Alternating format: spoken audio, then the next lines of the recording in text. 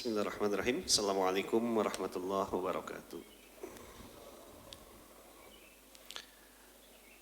Innal hamdalillah nahmaduhu wa nasta'inu wa nastaghfiruh wa na'udzu billahi min syururi anfusina wa min sayyiati a'malina may yahdihillahu fala mudilla lahu wa may yudlil fala hadiyalah. Asyhadu an la ilaha illallah wahdahu la syarika lahu wa asyhadu anna Muhammadan abduhu wa rasuluh. Alhamdulillah, segala puji serta syukur kita panjatkan kehadirat Allah Subhanahu wa taala di kesempatan pagi ini. Alhamdulillah, atas izin dan kuasa dari Allah Subhanahu wa taala kita bisa melanjutkan kembali kajian kita di fikih muamalah. Insyaallah hari ini kita akan membahas lanjutan dari akad-akad ishtirak atau akad-akad kerjasama. Materi yang akan dibahas yaitu akad mudharabah, ya. Jadi kalau Bapak Ibu sudah pernah bertransaksi dengan lembaga syariah, bisa itu bank syariah, bisa itu koperasi syariah atau asuransi syariah, maka istilah akad mudharabah ini sebetulnya sudah dipraktekkan dalam kegiatan transaksi di lembaga-lembaga keuangan syariah, ya. Baik tadi di bank syariah, di koperasi syariah ataupun di lembaga asuransi, bahkan sekarang lebih luas, ya, seperti sukuk, ya, atau dulu namanya obligasi syariah, sekarang namanya sukuk, ya. Sukuk reksadana syariah itu sudah mulai menggunakan akad-akad mudharabah. Salah satu hikmah kenapa akad ini disyariatkan di dalam agama kita, yaitu sebagai makharij syar'iyyah atau sebagai solusi hukum atas salah satu bentuk transaksi yang dilarang, yaitu riba. Jadi riba itu dilarang, tetapi Allah kasih solusi. Salah satu solusinya adalah menerapkan kegiatan berdasarkan akad mudharabah. Nah, bagaimana konsep akad ini, dan nantinya kita akan lihat bagaimana atau sejauh mana dipraktekkannya akad mudharabah dalam kegiatan transaksi muamalah. Nah, kita insya Allah akan bahas. Namun sebelumnya, di Indonesia sudah banyak, ya, mengatur aturan tentang mudharabah, mulai dari tingkat yang hukum tidak mengikat seperti fatwa atau legal opini, ya. Sudah ada fatwa dari DSN MUI, ya, tahun 2017 tentang akad mudharabah, ya. Dan sebetulnya banyak, ya, termasuk sekarang itu sudah ada buku terbaru dari Otoritas Jasa Keuangan atau OJK berkaitan dengan akad kerjasama, ya, mudharabah.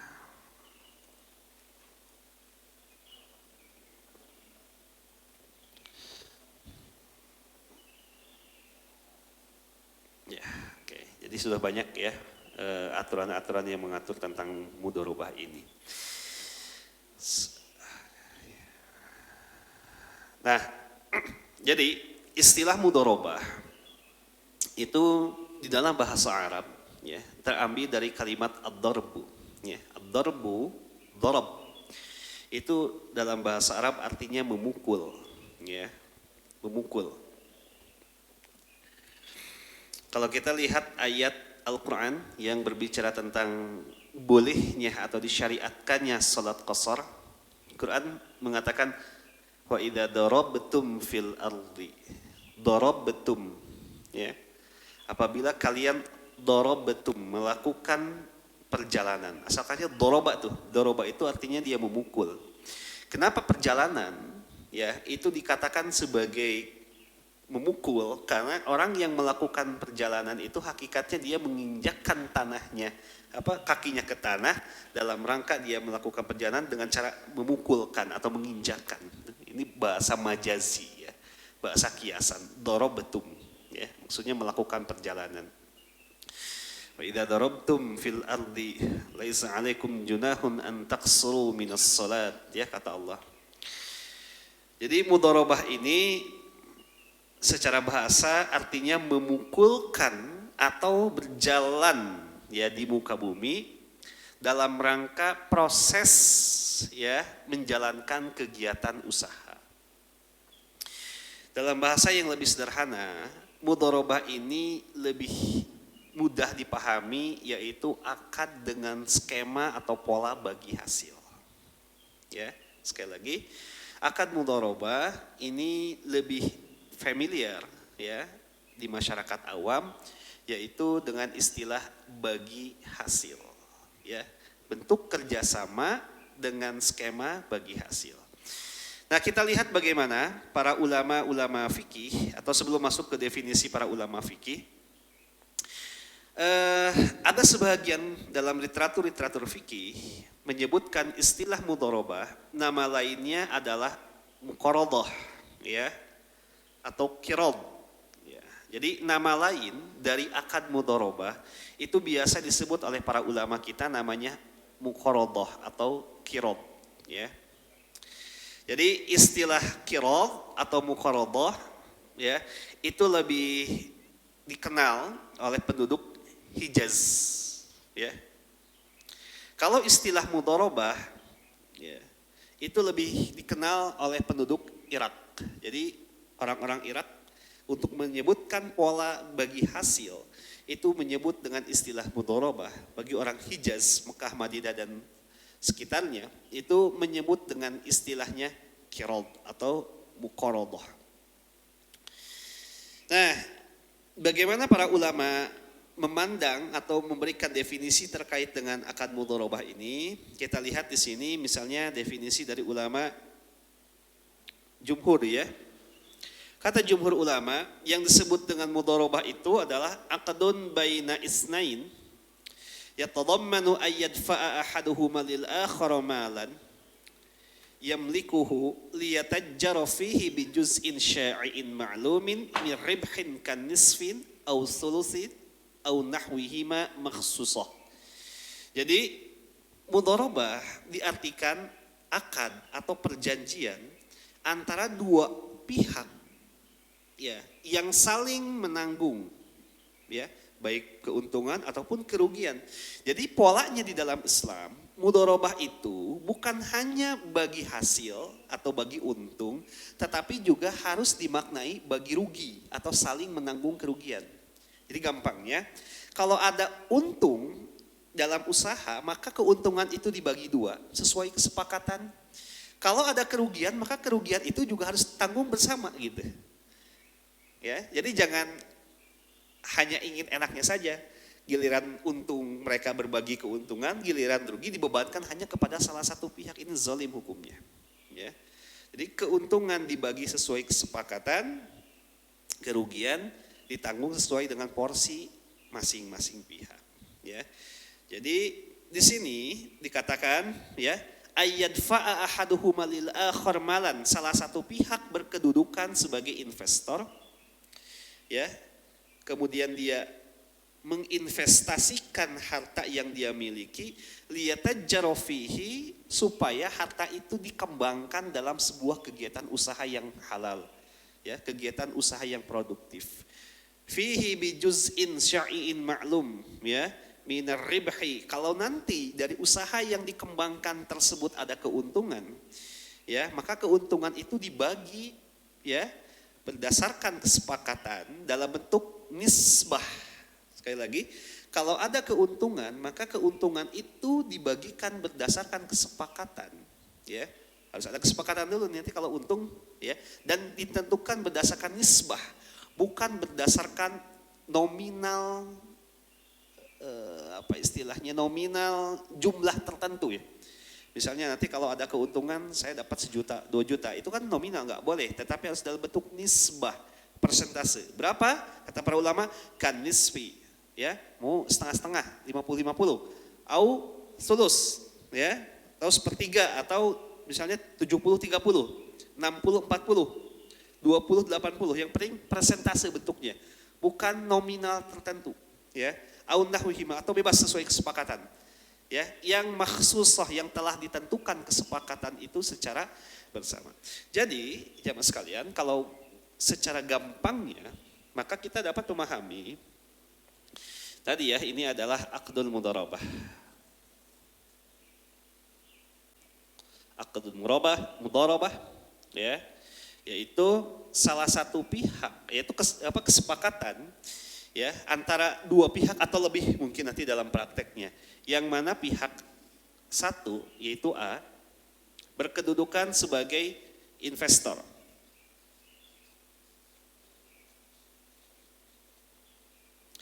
Kemudian dia menyerahkan hartanya kepada B, itu dia sebagai pengelola usaha, pengelola dana atau pengelola modal, ya, dana untuk usaha, ya.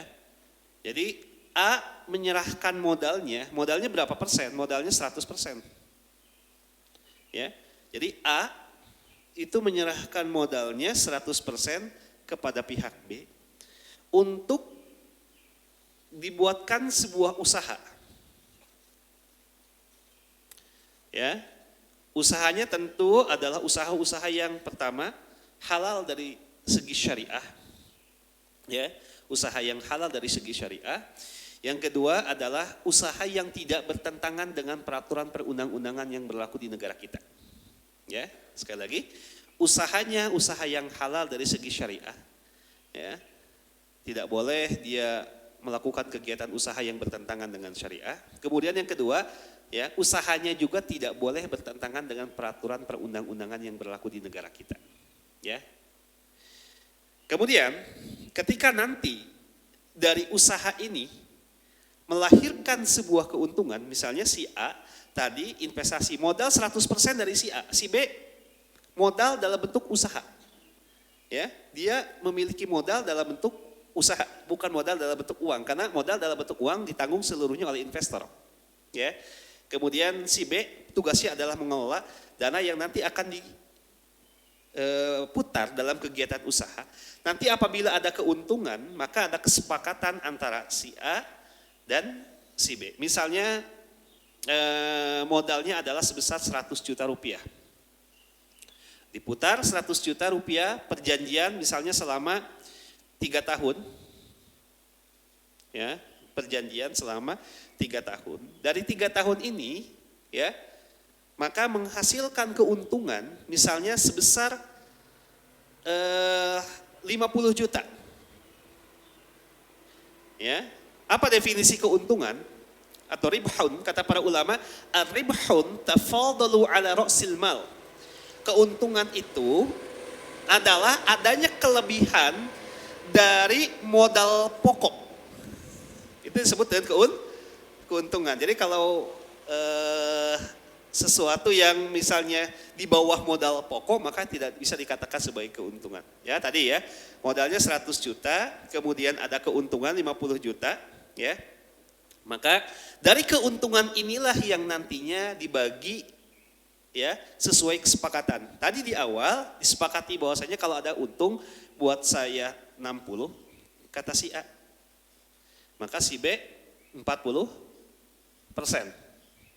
Ya. Maka 50 juta dibagi 2 saja. Ya, 60%-nya untuk si A, ya. 40%-nya untuk si B, dan si B wajib mengembalikan modal 100 juta ini. Saya kira ini yang lebih mudah dipahami dulu sebelum nanti ada kasus-kasus yang lainnya, ya. Nah, jadi ini dari definisi kata para ulama tentang akad mudharabah. Kemudian kita lihat definisi berikutnya, misalnya dari ulama Hanafi. Aqdun ala syirkati fi ribhi bimalin min ahadil janibain wa amalin minal akhar. Akad kerjasama atau perjanjian kerjasama dalam hal keuntungan, di mana satu pihak sebagai pemberi modal, si A tadi posisinya sebagai pemberi modal, dan pihak lainnya si B berkedudukan sebagai pengelola modal. Ya. Keuntungan, saya tadi belum menjelaskan, keuntungan dibagikan bukan berdasarkan modal. Sekali lagi perhatikan jemaah sekalian, tidak boleh, ya, mempersyaratkan adanya keuntungan dari modal. Ya, bagi hasilnya dari modal. Kan saya modal 100 juta, bagi hasil 100 juta dong, enggak bisa. Ya. Bagi hasil itu harus diambil dari keuntungan yang terjadi pada saat usaha ini berjalan. Ya, jadi tidak boleh skemanya adalah, ini saya misalnya punya uang 100 juta, nanti saya dapat 60%-nya dari 100 juta, nggak boleh. Ini praktek riba kayak seperti ini. Ya, yang benar adalah ketika nanti dari usaha 100 juta ini menghasilkan misalnya ada 60 juta di akhir periode masa kontrak perjanjian, maka yang 50 juta inilah yang nantinya dibagikan berdasarkan kesepakatan. Bisa 50, bisa kurang, bisa lebih, tergantung nanti berapa hasilnya. Makanya tidak boleh ditentukan di awal dan tidak boleh ditentukan dalam bentuk nominal. Ya, saya invest ya 100 juta. Pokoknya maka saya nanti bagi hasil harus 30 juta, nggak bisa. Ya, karena sifatnya kolkoh. Bisnis itu kolkoh itu apa? Fluktuasi gitu. Dalam kitab fikih ada ribhul kolkoh gitu kata ulama. Keuntungan itu fluktuasi, bisa untung bisa rugi. Ketika seseorang sudah mensyaratkan saya invest 100 juta, pokoknya balik modal 100 juta plus untungnya udah ditentukan di awal, plus untungnya 30 juta, ini jadi praktek riba, nggak boleh. Bisa dipahami ya? Oke. Kita lihat berikutnya definisi ini ulama Maliki. Aqdun, ya, suatu perjanjian tukil sadihi min rabbil mali li ghairihi ala ayyatajarra bi khususil naqdain adz-dzahab wal fiddah. Akad yang mewakilkan di mana pemilik harta mengeluarkan hartanya kepada yang lain untuk diperdagangkan dengan pembayaran yang ditentukan. Ya. Jadi kata ulama Maliki, dalam akad skema mudharabah ini, si A itu hakikatnya mewakilkan kepada si B. Ada unsur taukil kata ulama Maliki. Ada unsur di mana si investor itu mewakilkan kepada si B, ya, dalam hal ini menyerahkan dananya untuk digunakan oleh si B dalam bentuk kegiatan usaha produktif. Jadi ada unsur mewakilkan. Kalau ada unsur mewakilkan, maka rumusannya harus ada pengawasan yang intens. Ya. Jadi gini, kalau misalnya si A tadi menginvestasikan dananya 100 juta rupiah kepada si B, bukan hanya melepas gitu aja, nih saya punya uang 100 juta, ya, nih saya investasikan ya, terserahlah gitu kan, tapi tanpa ada kontrol dan pengawasan. Gak bisa, karena unsur mewakilkan itu harus disertai kontrol dan pengawasan, ya, harus dilihat tuh, ya, usahanya benar enggak, modalnya sesuai dengan diperuntukkan enggak. Ya gini ya, banyak kasus di lapangan, Ibu Bapak yang dirahmati Allah, terutama di koperasi-koperasi ya, mohon maaf. Koperasi-koperasi yang labelnya syariah, itu ada skemanya mudharabah. Jadi nanti anggota koperasi, ya, dia akan bekerja sama dengan pihak koperasi. Ya, jadi koperasi nanti akan membiayai, ya, kegiatan usaha dari si anggotanya. Misalnya koperasi, ya, ada dana 100 juta tadi, ya, ada anggota koperasi butuh dana untuk modal, diberikanlah 100 juta itu untuk modal. Kalau betul itu untuk modal usaha yang itu kalau kata orang Sunda digolangkan, artinya diusahakan, diproduktifkan sehingga menghasilkan keuntungan, itu nggak jadi masalah. Persoalan di lapangan adalah apa? Ketika koperasi misalnya, ya, mengeluarkan dana, taruhlah nggak sebesar cuma 10 juta rupiah, ya, kepada anggotanya, ya, dengan akad mudharabah. Ternyata oleh anggotanya tidak digunakan untuk usaha, tapi untuk kegiatan konsumtif. Bayar listrik, ya, bayar cicilan, gitu kan, buat apa lagi sehari-hari. Sehingga nggak ada usaha yang berjalan. Pokoknya nanti ada bagi hasil tiba-tiba. Bagaimana bisa bagi hasil? Sedangkan dana yang 10 juta dikeluarkan oleh pihak koperasi tidak digunakan usaha oleh anggotanya, tapi digunakan untuk kegiatan konsumtif. Ya, dengan asumsi nanti bakal bagi hasil. Ini hukumnya nggak boleh, karena tidak sesuai dengan perjanjian. Karena akad mudharabah didesain, disetting oleh para ulama kita untuk kegiatan usaha, bukan untuk kegiatan konsumtif. Ya, jadi mohon maaf kalau misalnya di lapangan masih ada praktek seperti ini, ya akadnya mudharabah dengan koperasi syariah gitu kan, ini akadnya syariah mudharabah. Tapi praktek di lapangannya nggak seperti yang tertera dalam perjanjian, ada usahanya harus halal, ada untung, ada rugi, dan sebagainya. Tiba-tiba nasabah terkesan seperti pinjam uang gitu. Pinjam uang, yang nanti uang itu akan dikembalikan plus bagi hasil, dan bagi hasil di situ ya identik dengan riba, bunga.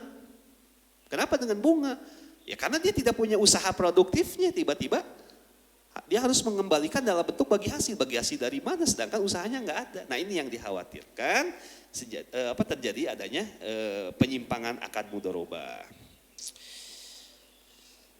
Ini hampir sama ya dengan ulama yang tadi di atas. Kita lihat ya. Maka berdasarkan uraian para ulama di atas dapat disimpulkan jadi akad mudharabah itu adalah kerjasama antara dua pihak, di mana pihak pertama itu berkedudukan sebagai investor. Investor itu disebut namanya sahibul mal, ya. Investor ini si A nih, ya. Itu namanya dalam kitab-kitab fikih disebut dengan namanya sahibul mal. Sahibul mal atau Rabbul Mal namanya. Rabbul Mal, pemilik dana. Sedangkan pihak yang kedua itu berkedudukan sebagai pengelola dana, dalam kitab fikih disebut dengan istilahnya mudharib. Mudharib itu apa? Pelaku usaha. Yang nantinya adalah orang yang mengelola dana tersebut yang digunakan untuk kegiatan usaha yang halal, ya. Apabila usaha tersebut, ya, keuntungan usaha dibagi menurut kesepakatan yang dituangkan dalam kontrak. Harus disepakati dulu ya tadi nisbahnya 50-50, 60-40, 70-30, ya terserah, ya tidak ada ketentuan dalam syariat. Ya, Nabi mengatakan al-muslimuna ala syurutihim. Dalam hadis riwayat Imam Tirmizi, Nabi mengatakan apa? Al-muslimuna ala syurutihim illa sulhan ahala haraman au harrama ahalan, kata Nabi. Ya. Para pihak yang melakukan kegiatan bisnis, ya, mereka terikat oleh kesepakatan yang mereka buat. Maksudnya apa? Tidak ada ketentuan, ya, mengenai berapa pola bagi hasilnya. Mau 30-70 silakan, yang penting disepakati. Jangan sampai nggak ada kesepakatan. Ketika tidak ada kesepakatan menyebabkan akad ini menjadi kacau nantinya. Ya, makanya harus di awal ketika membuat kontrak perjanjian, draft kontrak itu, maka harus ada pasal yang menjelaskan mengenai berapa keuntungan nanti ketika usaha ini menghasilkan keuntungan. Nah, keuntungan ini tidak boleh diambil dari modal. Pertama, yang kedua, keuntungan tidak boleh berdasarkan nominal jumlah rupiah tertentu, tetapi harus berdasarkan nisbah dalam bentuk prosentase. Ya, ini keuntungan. Namun, apabila usaha tersebut mengalami kerugian, maka kerugian tersebut ditanggung oleh pemilik modal selama kerugian itu bukan akibat kelalaian si pengelola. Lihat posisinya tadi, Bapak Ibu sekalian. Apabila dari uang 100 juta tadi, ini milik si A, ya, kemudian digunakan usaha yang halal, misalnya dibuat restoran, ya, rumah makan. Kemudian dari usaha ini ternyata rugi karena mungkin, mohon maaf, ya, manajemen resikonya atau apa istilahnya kalau bahasa hari ini gitu kan, planning bisnisnya kurang bagus. Ya, udah tahu rumah makannya kayak gitu banyak, kenapa dia bikin rumah makannya kayak gitu? Harusnya dia bikin yang lebih lebih baru konsepnya supaya ini nggak banyak di pasaran gitu ya. Taruh misalnya seperti itu. Ternyata rugi dari 100 juta boro-boro ada keuntungan modal aja habis, nggak bisa balik yang 100 juta. Maka modal yang habis itu, kerugian itu ditanggung oleh pihak A.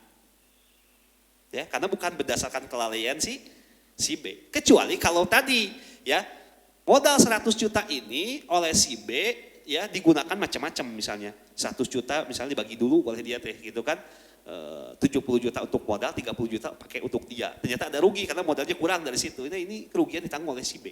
Jadi ketika kerugian itu diakibatkan oleh kelalaian si B, maka si B wajib tanggung jawab. Tapi kalau ini adalah real resiko bisnis, ya misalnya adanya COVID, ya ini bisnis sebetulnya kalau di luar COVID normal gitu kan, ini usahanya luar biasa, keuntungannya bagus. Tapi gara-gara ada musibah COVID, ya sehingga usahanya kurang berjalan baik, maka terjadi kerugian dan kerugian itu adalah ditanggung oleh pihak pemilik modal. Bukan gara-gara klien sih, ini gimana musibah gimana lagi? Ya, kita nggak bisa ngapa-ngapain gitu kan. Dalam keadaan ini seperti force major gitu kan. Ya, udah nggak bisa dituntut apa-apa gitu kan si B. Nah, seperti itu ya. Jadi kalau ada kerugian, ya kerugian itu milik siapa? Milik si A, karena si A sebagai pemilik dana. Kecuali kalau si B melakukan non prestasi, lalai, ceroboh, nggak amanah gitu kan. Nah ini beda lagi ya konsepnya. Dalil-dalil tentang mudharabah dalam Quran ada. Kita lihat di dalam Al-Quran misalnya surah Al-Maidah ayat 1 tentang kewajiban untuk menunaikan akad. Ya ayyuhalladzina amanu aufu bil uqud, kata Allah. Ya, orang-orang beriman penuhilah akad-akad tersebut. Kemudian surah Al-Muzammil ayat 20 ya, wa idza darabtum fil ard ya. Apabila kalian melakukan perjalanan dalam kegiatan usaha. Kemudian masih banyak ya, wa idza qudiyatis shalati fantashiru fil ardi ya. Ada kalimat fantashiru fil ardi, bertebaranlah kalian di muka bumi, itu untuk menunjukkan salah satunya kegiatan berdagang, kegiatan usaha ya. Dan masih banyak ayat-ayat lainnya. Ya, nanti bisa dicek. Nah, ada hadis kata Nabi. Ya, hadis ini diriwayatkan oleh Ibnu Majah. Ya, dari Shalih ibnu Suhaib an abihi qala Rasulullah SAW, kata Nabi apa? Salasun fihinna barakah, kata Nabi. Ada 3 perkara ya yang di dalamnya penuh keberkahan. Ya. Jadi kalau kita ingin berkah, kata Nabi, ya, ambil salah satu dari perkara ini. Ya. Jadi kalau hidup dalam dunia bisnis ingin berkah, maka gunakan konsep ini, kata Nabi. Yang pertama apa? Al-bai ila ajal, jual beli dengan skema tidak tunai, maksudnya jual beli dengan cara cicil atau dengan cara tangguh. Itu berkah. Kenapa? Karena kita menolong orang ya di saat orang ingin beli produk kita belum bisa bayar secara tunai. Ya udah deh, bayarnya tangguh aja. Atau bayarnya cicil aja. Itu berkah, kata Nabi tuh. Karena kita memberikan kesempatan untuk orang lain ya melakukan muamalah dengan kita di saat orang itu tidak memiliki kemampuan finansial yang memadai, artinya tidak bisa pembayaran secara tunai, maka diberikan kesempatan dalam syariah namanya bayul ajal, jual beli secara tempo. Dan hari ini dipraktekkan dalam kegiatan di lembaga syariah, salah satunya di bank syariah atau di koperasi syariah. Jadi kalau kita pergi ke bank syariah, kemudian kita punya keinginan untuk membeli sebuah rumah atau sebuah kendaraan, taruhlah mobil. Itu kan pola skemanya adalah bayul ajal, yaitu jual beli dengan cara nggak tunai. Nanti bank syariah berkedudukan sebagai penjual barang yang kita inginkan, taruhlah rumah. Dan kita sebagai nasabah berkedudukan sebagai pembeli yang nanti kita akan bayar ya barang yang kita beli ini secara tangguh atau secara cicil, namanya taksit. Taksit itu cicil ya, periodik gitu kan, setiap bulannya sampai misalnya berapa lama. Rumah misalnya 10, 15 atau 20 tahun ya, kalau mobil 5 tahun ya, atau 3 tahun, ya terserah, tergantung kesepakatan di awal kontrak. Ya. Itu berkah itu. Ya. Jadi kita memberikan kesempatan kalau kita sebagai pelaku usaha ya, kita sebagai pedagang ya memberikan kesempatan kepada para konsumen ya atau kepada para pembeli pelanggan kita untuk membeli barang kita dengan cara yang tangguh ya, itu hukumnya berkah. Wal muqaradah ya. Yang mendapat keberkahan, kata Nabi, dalam kegiatan bisnis adalah dengan pola muqaradah. Nama lainnya tadi mudharabah. Muqaradah digunakan oleh penduduk Hijaz, Mekah, Madinah dan sekitarnya. Muqaradah ya, ini adalah salah satu bentuk kegiatan yang berkah. Jadi mudharabah itu berkah. Kenapa berkah? Hikmahnya disyariatkannya akad ini dalam Quran atau di dalam hadis adalah untuk menjalin hubungan antara dua belah pihak. Yang mana satu pihak punya modal, tapi belum tentu bisa usaha. Yang satu lagi orang nggak punya modal, tapi dia jago usaha, maka dipertemukanlah dengan akad ini gitu. Itu luar biasa ini. Ya, coba bayangkan. Boleh jadi ada orang yang dia punya uang banyak, punya aset banyak, tapi dia nggak tahu ini uang mau digimanain, mau dikelola dengan cara apa. Orang dia nggak punya kemampuan untuk usaha atau dia tidak punya waktu untuk berbisnis. Di satu sisi ada orang yang dia jago bisnis, jago usaha, tapi minim modal, kekurangan modal. Maka dipertemukanlah melalui akad ini, kata para ulama. Ya, maka di situ terjadi keberkahan. menyambung silaturahim, ya, membantu orang dan sebagainya. Yang ketiga adalah wa akhlatul birri bisya'iril bait la lil bai', ya. Itu mencampur gandum dengan jelai untuk dikonsumsi orang rumah. Maksudnya apa? Memberikan nafkah. Nafkah itu berkah. Suami pergi dari rumah pagi-pagi gitu kan untuk mencari nafkah, pulang bawa uang diberikan pada anak istrinya jadi nafkah, itu jadi berkah hidupnya itu. Ya, jadi 3 kata Nabi kalau hidup ingin berkah, jual beli secara tangguh, kemudian lakukanlah pola kerjasama seperti ini bagi hasil. Yang ketiga adalah beri nafkah untuk keluargamu. Ya, ini dalil. Kemudian ada hadis lagi, ya, dari Ibnu Abbas, kana Al-Abbas Ibnu Abdul Muttalib idza dafa'a malan mudarabatan ishtaratu ala sahibihi alla yasluka bihi bahran wa la yanzilu bihi wadiyan wa la yashtari bihi dhata kabd rabatin fa in fa'ala fa huwa dhamin farafa'a syartuhu ila Rasulillah sallallahu alaihi wasallam fa ajazuhu la yaru hadal hadis an Ibnu Abbas ila hadal isnad tafarrada bihi Muhammad ibnu Uqbah. Jadi ini nanti ada yang disebut dengan pembagian akad mudharabah. Ada enggak? Oke, saya lanjut saja ya. Nanti kaitannya dengan hadis Ibnu Abbas barusan. Jadi hikmahnya sudah ya. Nah ini nih. Mudharabah ini ada 2 jenis Bapak Ibu sekalian. Ya. Jenis atau ragam. Ragam akad mudharabah. Akad mudharabah. Ya. Yang pertama, ada yang disebut dengan mudharabah mutlaqah namanya. Mutlaqah. Ada muqayyad. Muqayyadah. Apa mutlaqah? Apa muqayyadah? Mutlaqah kata para ulama adalah akad mudharabah yang tidak dibatasi. Ya, tidak dibatasi apa? Tidak dibatasi jenis kegiatan usahanya, ya. Bahkan mungkin waktunya juga tidak dibatasi. Ya. Misalnya begini tadi, lihat posisinya si A. Ketika si A tadi memberikan modal usaha kepada si B 100 juta rupiah. Digunakanlah konsep yang mutlaqah, tidak dibatasi. Tidak dibatasi. Kata si A, saya punya uang 100 juta, silakan kamu gunakan usaha. Maka si B bingung, usahanya harus jenis apa? Kegiatannya bagaimana usahanya? Berapa lama modal ini bisa saya gunakan? Kata si A itu bebas.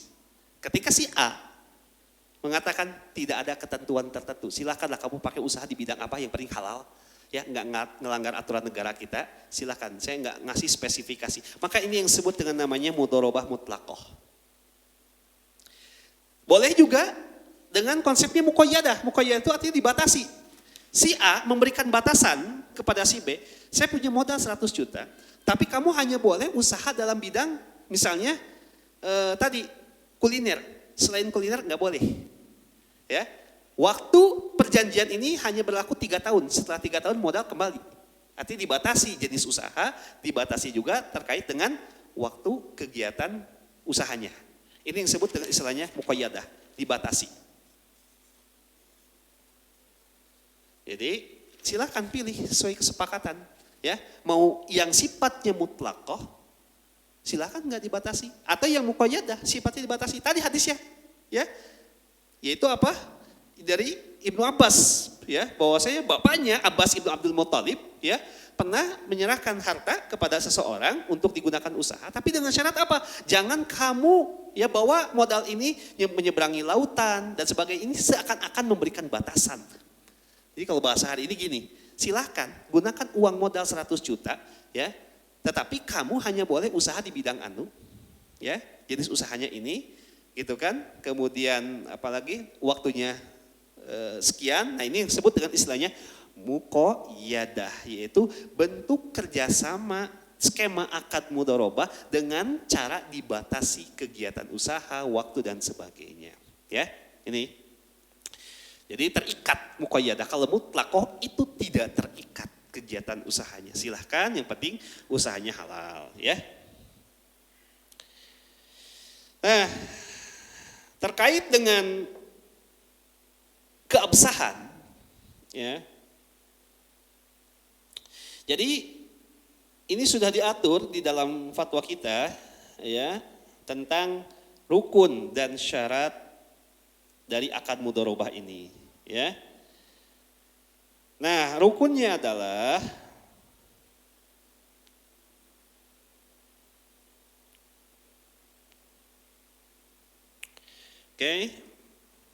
kita lihat rukunnya di sini. Saya satu lagi aja di sini ya. Nah, ini rukunnya. Jadi, kalau akad ini ingin sah secara hukum, kan harus memenuhi rukun dan syarat.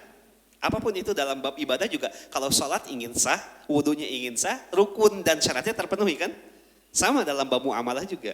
Jadi ada rukun dan syarat. Ini rukun, atau namanya takwimul aqdi, takwim al-aqdi. Komponen akad ini isinya dua, ada rukun di sini, ada syarat. Nah, rukunnya yang pertama akidain. Satu, akidain. Siapa akidain ini? Tadi investor namanya sohibul mal.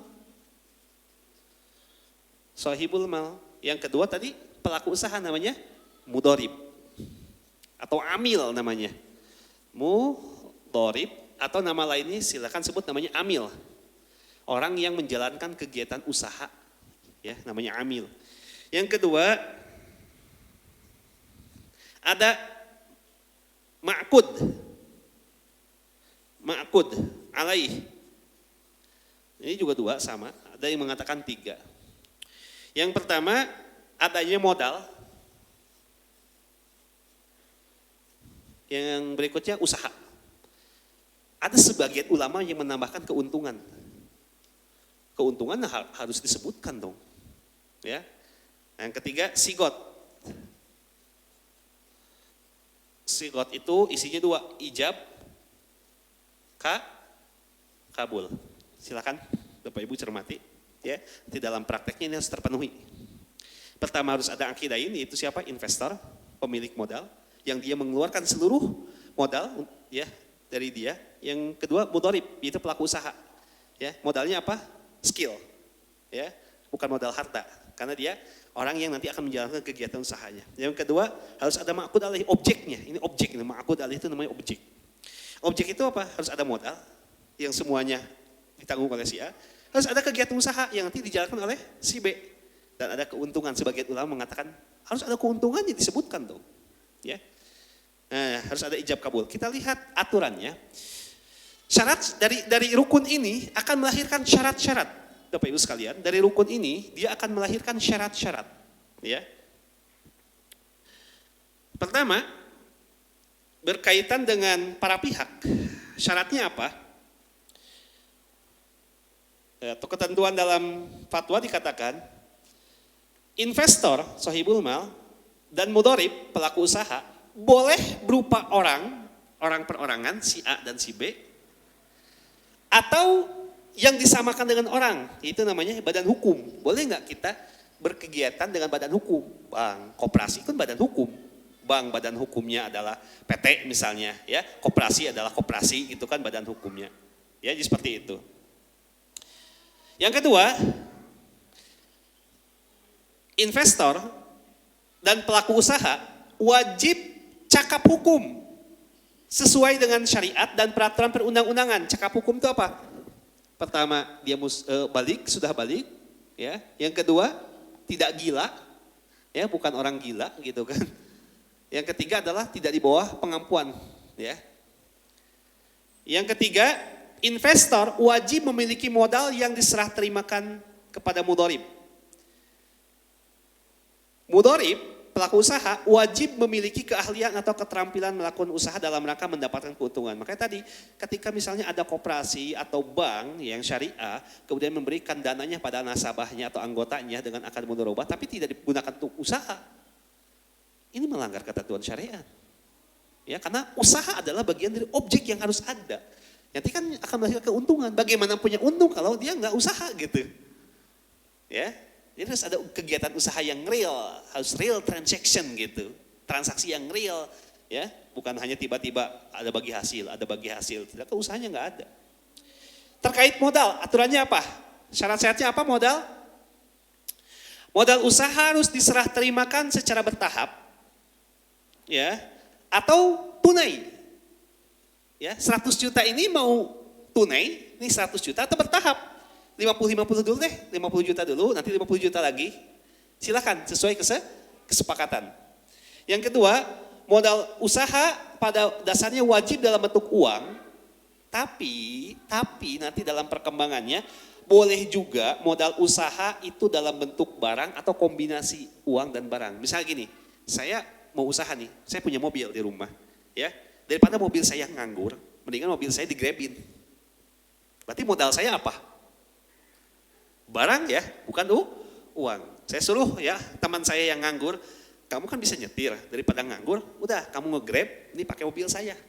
Nanti ada untung, bagi sesuai kesepakatan. Nah itu modalnya dalam bentuk barang, ya, bukan dalam bentuk uang. Tapi syaratnya, kalau modal itu dalam bentuk barang, wajib dilakukan takwim. Takwim itu apa? Ditaksir dulu. Mobil saya mobil apa? Oh mobilnya jenis X. Kira-kira berapa mobil saya kalau saya taksir hari ini? Oh sekitar 200 jutaan lah mobil saya emang gitu kan. Berarti seakan-akan seperti saya menyerahkan modal seharga 200 juta rupiah. Namanya takwim. Ya.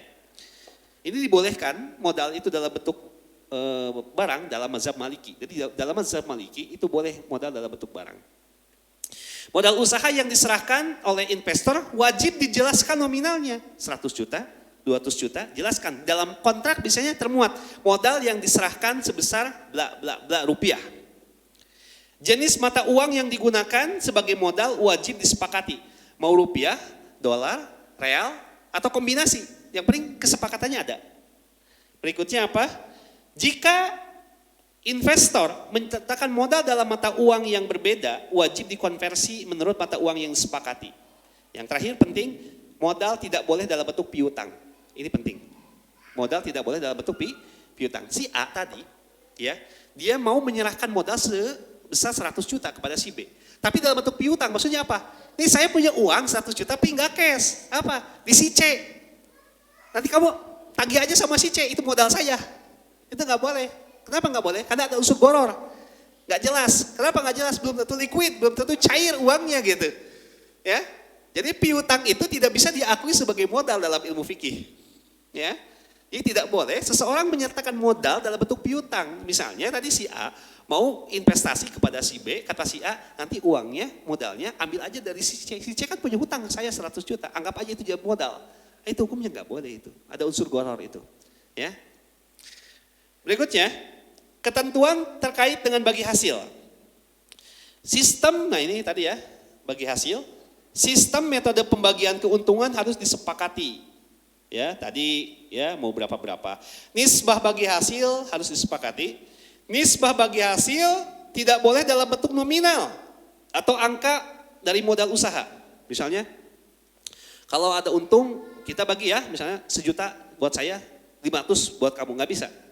Karena untungnya belum tentu dapat 1,5 juta. Gimana kalau untungnya dapat cuma 500.000? Berarti momok dong si B. Ya, nggak bisa seperti itu. Makanya ditentukan berdasarkan nisbah persentase. Nisbah bagi hasil tidak boleh menggunakan angka persentase yang mengakibatkan keuntungan hanya dapat diterima salah satu pihak sementara pihak lainnya tidak berhak mendapatkan keuntungan. Misalnya begini, si A mensyaratkan kepada si B, nanti bagi hasil ya, untungnya semuanya dari saya ke saya dulu. Ya, nanti pokoknya kamu saya kasih deh berapapun, nggak bisa seperti itu. Hukumnya zalim itu. Harus tentukan di awal. Berapa keuntungan? 70, 30, 50, 50, sepakati di awal. Jadi jangan sampai semua keuntungan hanya untuk si A aja. Ya, nanti si B pokoknya dapat dari si A sabaraha we. Nggak bisa itu. Ya. Nisbah bagi hasil boleh diubah sesuai kesepakatan. Misalnya di tahun pertama 50-50. Ya, tapi berat tahun kedua diganti, di review ya, yang ada namanya dalam fikih. Jadi 60-40 deh. Oke. Tahun ketiga, tahun terakhir ganti deh nisbahnya berapa? 70-30. Boleh silakan. Yang penting disepakati. Ada tajdid nantinya, ada pembaharuan akan, ya. Jadi nanti dalam kontrak itu ada pembaharuan tuh, ya. Ketentuan kegiatan usaha ini yang terakhir. Usaha yang dilakukan harus halal secara syariat, halal juga secara aturan negara. Tidak boleh bertentangan dengan undang-undang.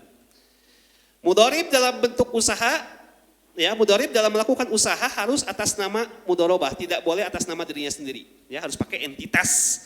Ya, nomenklatur mudharabahnya dari akad.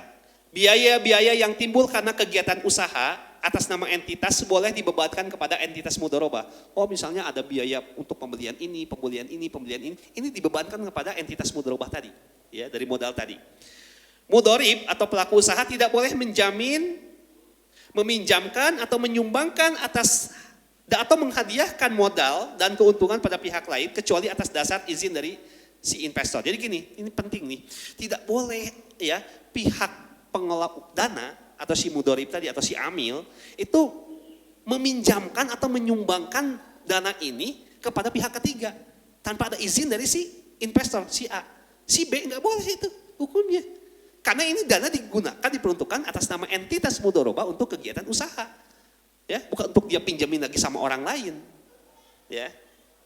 Mudharib tidak boleh melakukan perbuatan yang termasuk ta'adi, taksir dan mukhalafatus syurut. Bahasa hari ini apa? Ta'adi, taksir, one prestasi. Nggak boleh one prestasi. Terakhir, sebagai penutup, keuntungan atas usaha mudharabah harus dihitung dengan jelas untuk menghindari perbedaan atau sengketa. Harus ditentukan ya di awal. Seluruh keuntungan harus dibagi sesuai nisbah yang telah disepakati. Tidak boleh ada jumlah tertentu dan keuntungan yang hanya untuk salah satu pihak. Mudharib boleh mengusulkan kelebihan atau presentase keuntungan untuk diberikan padanya jika keuntungan tersebut melebihi jumlah tertentu. Kerugian usaha mudharabah, ini penting. Kerugian usaha, kalau ada kerugian, maka menjadi tanggung jawab investor. Kecuali kerugian tersebut terjadi akibat kesalahan mudharib karena melakukan ta'adi, taksir atau mukhalaf, one prestasi. Atau mudharib melakukan pelanggaran terhadap batasan dalam akad muqayyadah. Saya kira ini sebagai pengantar, karena ini nantinya panjang, ya. Ada nanti bentuknya deposito, ada nanti bentuknya pengelolaan premi di asuransi, nantinya ada dalam bentuk sukuk, nanti di pertemuan-pertemuan berikutnya. Ini dasarnya dulu harus dipahami, nanti berikutnya saya akan langsung ke praktek-prakteknya seperti apa. Saya kira itu, wallahu a'lam bishawab. Silakan Bapak Ibu, ada yang mau didiskusikan? Bismillahirrahmanirrahim, ada pertanyaan Ustaz. Di bank konvensional ada produk pinjaman yang namanya pinjaman rekening koran. Dia itu tujuannya untuk meminjamkan working capital, modal kerja. Nah, kelebihannya ketika misalnya si pengusaha itu lagi banyak ordernya, dia butuh dana, maka dia gunakan itu pinjaman rekening koran. Tapi waktu tidak butuh dana, ordernya sedikit, dia kembalikan itu dana masuk ke rekening koran dan tidak di-treat sebagai pinjaman lagi. Gitu. Nanti di akhir bulan, average, rata-rata dari yang digunakan, dikenakan bunga. Kelebihannya memang untuk pengusaha, produktif gitu, dana yang dipakai yang produktifnya saja, yang tidak produktif dia kembalikan. Kekurangannya tentu saja ada riba di situ. Dulu saya pernah tanya ke bank-bank syariah, ada nggak produk sejenis ini di syariah? Mereka bilang susah ngitungnya katanya Ustaz. Bagaimana kondisinya sekarang gitu? Ya baik. Tadi terkait dengan rekening koran, ya memang dia salah satu kegiatan usaha yang dilarang dalam aspek syariah ya Pak ya, bukan dalam aspek peraturan perundang-undangan. Ya dari aspek syariah, kenapa dilarang? Karena ada unsur pembebanan bunga, ya yang dibebankan kepada nasabahnya atas dana pinjaman. Ya, jadi sebetulnya kalau itu dimurnikan atau dibebaskan dari bunga sih sebetulnya nggak jadi masalah Pak. Persoalannya nanti bank nggak dapat keuntungan kan di situ ketika tidak ada pembebanan uang. Ya, jadi konsepnya ya walaupun itu memang bagus ya, ada ketika nasabah butuh dana bisa diproduktifkan, ya ada untung dan sebagainya. Tapi ketika tidak bisnisnya tidak begitu bagus gitu kan, ya itu nggak digunakan, ya satu sisi itu bagus. Tapi satu sisi lagi bentuk dari bank konven bukan dalam bentuk bagi hasil, tapi dalam bentuk pinjaman. Dalam bentuk pinjaman kan segala resiko apapun itu ya tidak menjadi tanggungan bank kan Pak.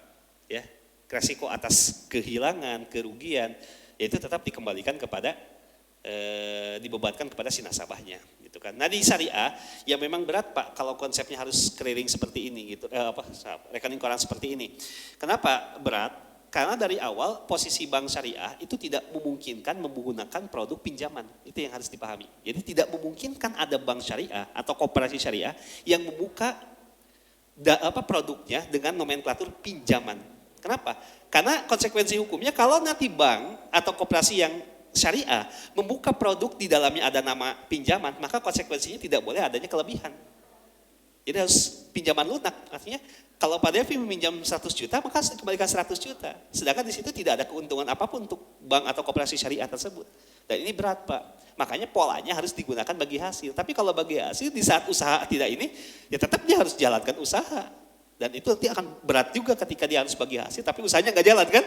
Makanya tadi konsepnya di syariah ya harus matang dulu. Dan sebetulnya gini, produk ini agak berat hari ini dilakukan oleh bank-bank syariah yang punya komitmen betul-betul ingin usaha gitu kan. Rata-rata digunakan ini oleh bank syariah, bentuk mudharabah ini adalah dalam bentuk deposito Pak. Artinya dana yang kita titipkan nantinya oleh bank akan digunakan usaha. Ya, digunakan sebagai modal dalam bentuk pembiayaan kepada pihak ketiga. Nah ini yang lebih aman ketimbang bank syariah sekarang ngasih modal kepada UMKM, kemudian nanti UMKM itu nanti belum tentu benar usahanya, itu beratnya di situ. Karena dana yang dikeluarkan oleh bank syariah tadi dalam bentuk usaha mudharabah ini adalah DPK kan, dana pihak ketiga itu orang-orang yang deposito ke bank syariah kan. Bisa kita punya deposito nih ke bank syariah. Nanti kan dana yang kita ini simpan di bank syariah akan digunakan oleh bank syariah untuk membiayai para UMKM itu kan.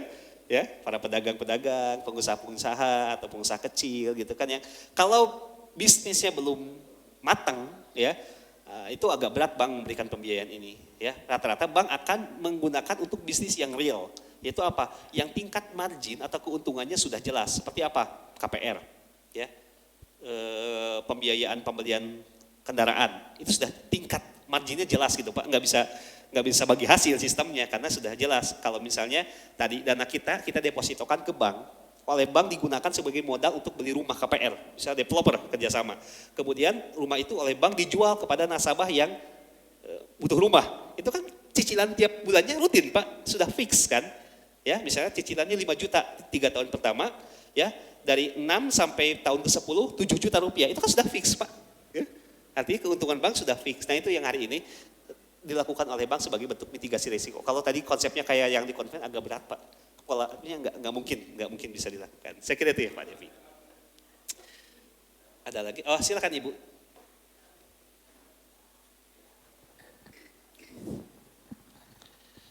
Assalamualaikum warahmatullahi wabarakatuh. Waalaikumsalam warahmatullahi. Ustadz, apabila seseorang mau seperti tadi meminjamkan modal, tetapi Maaf Bu, meminjamkan ya, atau memberikan modal? memberi modal. Oke. Kalau tadi kan contohnya dalam rupiah ya, Tad. Iya. Kalau misalkan dia di dalam bentuk uang asing, katakanlah misalkan dalam dolar, tetapi kemudian dalam perjanjiannya waktunya adalah 3 tahun dan dia akan menerima $100 dalam, atau kalau misalkan dalam rupiah tetap dengan kurs pada saat dia memberikan. Iya. Jadi dia tetap tidak, kalau misalkan dolarnya itu turun 3 tahun kemudian, dia tidak mendapatkan jumlah itu, tapi jumlah dalam rupiah seharga ya. Waktu pertama kali. Apakah itu boleh?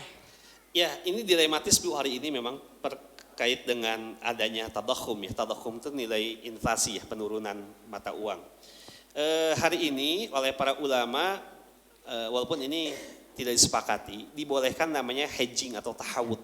Hedging ya Bu ya, lindung nilai.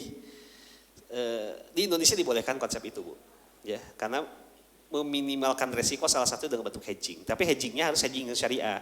Nah untuk tahu bagaimana konsep hedging syariah nanti di pertemuan berikutnya Bu, karena panjang pembahasan. Tapi intinya ini tidak disepakati. Walaupun jumhur, pendapat-pendapat klasik mengatakan oh nggak bisa hedging itu. Karena hedging itu nanti akan ada perjanjian terkait dengan perubahan nilai mata uang dan ini bisa mempengaruhi hukum riba. Artinya apa? Ya sesuai dengan nilai pada saat itu, kalau ada penurunan ya turun, kalau ada kenaikan ya ikut naik. Itu yang sesuai dengan pendapat jumhur. Tapi kalau yang hedging ya apapun yang terjadi mau turun atau naik kan sudah dilindungi nih nilainya sekian nilainya, ya itu jadi aman. Saya kira ini nanti ada pembahasan khusus ya Bu terkait hedging, tapi intinya tadi persoalan hedging tidak disepakati oleh para ulama. Ada ulama yang membolehkan, ada ulama yang melarang. Kita ikut pendapat mana ya silakan, karena memang ini masalah khilafiyah, masalah perbedaan pendapat ulama. Saya kira itu ya Bu, nanti ada pembahasan khusus terkait dengan hedging. Satu lagi kalau misalkan koperasi itu adalah untuk simpan pinjam, sedangkan tadi dikatakan Koperasinya konven atau syariah Bu? Nah itu, kalau misalkan dia hanya untuk simpan pinjam, berarti dia tidak boleh mengatakan bahwa dirinya adalah koperasi syariah ya? Tergantung simpan pinjamnya apakah di dalamnya ada unsur pembebanan bunga atau pembungaan uang atau tidak. Artinya gini, ketika kita simpan sebagai anggota kan kita juga berhak untuk minjam ya. Nah, atau anggota-anggota lain juga berhak untuk minjam. Persoalannya ketika koperasi menyalurkan dana itu, kemudian diberikan pada para anggotanya, misalnya 10 juta plus bunga sekian, ya tetap saja. Mau itu namanya syariah atau konven ya termasuk riba, nggak boleh hukumnya. Kalau misalkan mengikuti aturan, tetapi kan tadi dikatakan bahwa peminjaman itu hanya untuk usaha. Nah, kalau misalkan si anggota ini untuk Konsumtif. konsumtif, boleh nggak koperasi itu mengatakan bahwa dia adalah koperasi syariah? Tidak bisa Bu. Ya. Dan istilahnya tidak ada pinjaman modal, tapi ada pembiayaan modal. Kalau pinjaman itu konotasinya kan seperti peminjam uang gitu kan, yang nanti konsekuensinya melahirkan hukum pembungaan uang. Artinya pembiayaan dalam bentuk modal. Makanya ini bagi para koperasi saya himbau jangan menggunakan akad mudharabah kalau sifatnya konsumtif, karena akad ini produktif. Gunakanlah misalnya multi jasa. Misalnya nasabah butuh apa? Bayar UKT, kan sekarang lagi marak bayar UKT nih, mahal-mahal ya, butuh uang ya. Koperasi siap enggak untuk pembayaran UKT bagi anggotanya yang punya anak yang lagi kuliah misalnya? Oh siap, nanti kita akan bayarkan dulu ke universitas sesuai dengan kebutuhannya berapa, bisa 10 juta rupiah bayar UKT-nya, yang nantinya pihak anggota koperasi itu akan mencicil 10 juta itu plus fee jasa jasa penanggungan namanya ya. Itu nggak jadi masalah. Jadi jangan menggunakan akad mudharabah, gunakan akad-akad yang lain yang bisa sifatnya konsumtif ya. Mungkin koperasinya belum paham Bu, bahwasanya di dalam ilmu syariat banyak sekali akad-akad yang bisa dijadikan sebagai solusi, bukan hanya bagi hasil saja gitu. Ya, dulu ini cerita sedikit, ada bank dulu membuka pola bagi hasil ya tahun 80-an gitu kan ya. Jadi bank syariah itu bank bagi hasil. Ini keliru, karena bank syariah tidak semuanya polanya bagi hasil. Kalau bagi hasil gimana kalau ada kasus seperti ini? Misalnya ada seorang suami yang dia darurat kondisinya, si istrinya mau melahirkan. Dia butuh uang misalnya sebesar 10 juta rupiah untuk biaya lahiran. Datang ke bank syariah, kata bank syariah, kita ada bagi hasil. Nanti yang bagi hasil kan apa? Anaknya. Kan nggak cocok ya, maksudnya polanya yang lain. Oh multi jasa, pembiayaan ini, pembiayaan. Jadi jangan segala sesuatu dibebankannya bagi hasil. Bank syariah bagi hasil. Enggak, hanya salah satu produk aja. Jadi tidak semuanya digeneralisir, oh bagi hasil pasti bank syariah, enggak juga. Bank syariah itu hanya salah satu produknya bagi hasil. Tapi ketika ada kebutuhan real di lapangan yang tidak bisa di-cover oleh bagi hasil, maka digunakan akad-akad yang lain. Ya. Jadi tidak semuanya bisa di-cover oleh bagi hasil, Bu. Tergantung ya kebutuhannya apa. Kalau konsumtif ya nggak bisa tentunya oleh bagi hasil. Harus dengan akad-akad yang lain. Salah satu tadi multi jasa. Saya kira itu ya Bu ya.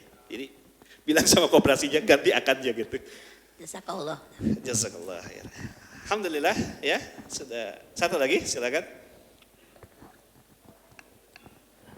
Mohon bertanya Ustaz. Terkait dengan siapa yang berhak untuk melakukan pengawasan ya dalam mudharabah tersebut.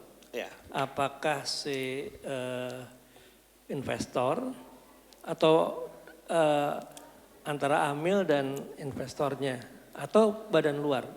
Ya. Kemudian kecakapan apa yang harus mereka miliki sehingga betul-betul pengawasan ini bisa fair gitu untuk menentukan bahwa ini teh sebetulnya kelalaian dari amil atau apa gitu itu. Ya. Itu yang pertama. Yang kedua adalah tadi kan dimisalkan modalnya itu dari investor sepenuhnya. Nah, apabila modalnya itu si amil itu juga memiliki modal, Iya. bagaimana menghitungnya? Iya, Menghitung bagi hasilnya. Oke.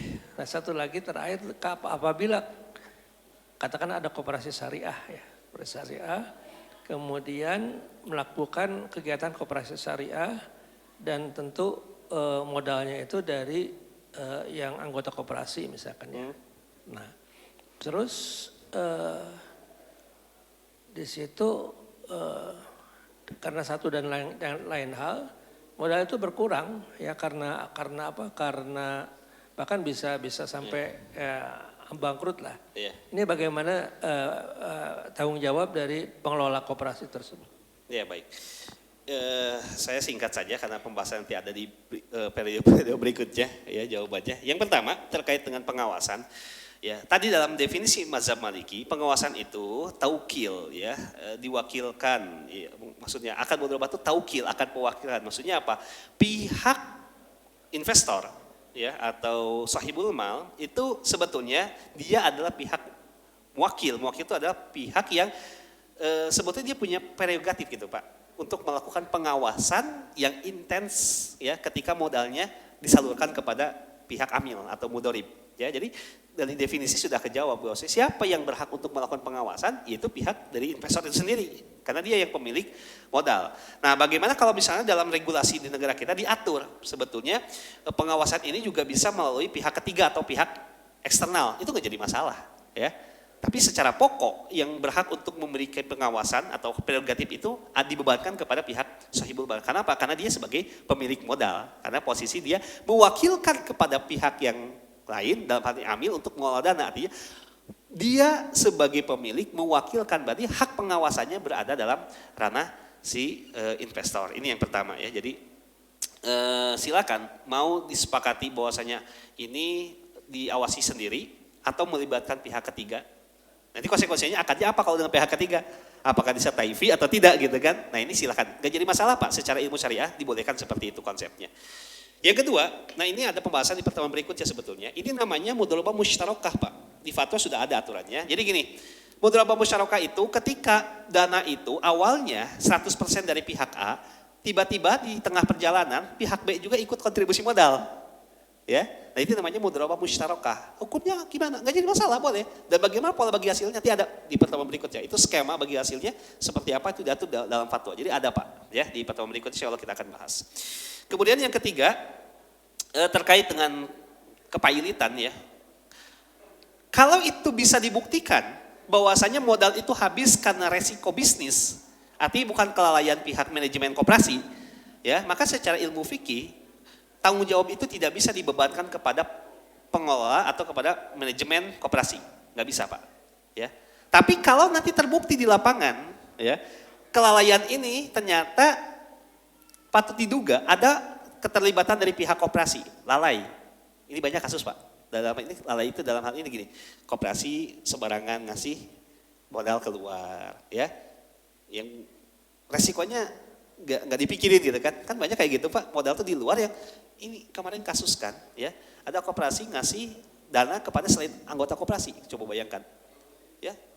Harusnya kan dana itu dari anggota pada anggota, dia berikan kepada di luar anggota dengan iming-iming bagi hasilnya gede. Kan gara-gara iming-iming tuh dia mau kan koperasi itu. Ya, entitasnya atas nama koperasi misalnya. Ternyata terjadi kerugian.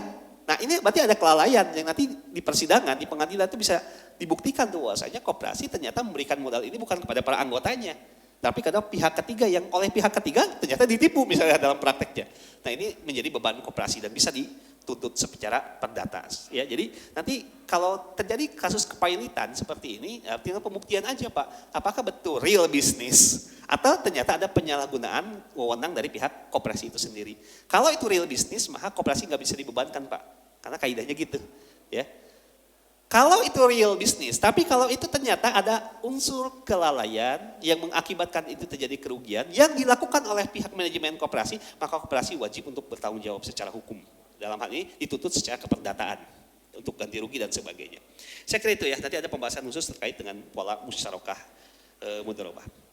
Itu saja mungkin jemaah sekalian, saya akhiri. Subhanakallahumma bihamdika, asyhadu an la ilaha illa anta, astaghfiruka wa atubu ilaik. Assalamualaikum warahmatullahi wabarakatuh.